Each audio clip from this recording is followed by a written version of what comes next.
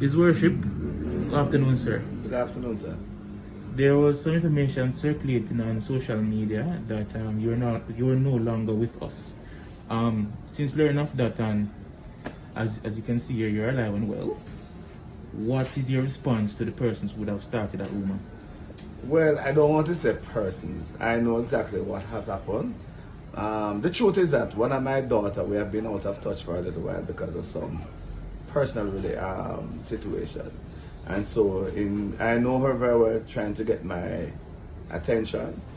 She did just that. We have been in touch with her mother, etc. It's a big daughter. She's not a teenager, she's a big woman, but that's how she operates. I think I've spoiled her from a child.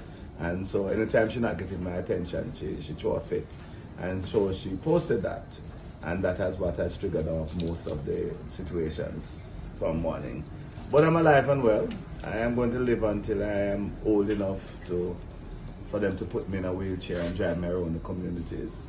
And I want to thank all of Jamaica who have, been showing the interest, and just to say to all Jamaica and internationally, because I've been getting calls from England and all over, that I'm alive and well. God has been keeping me.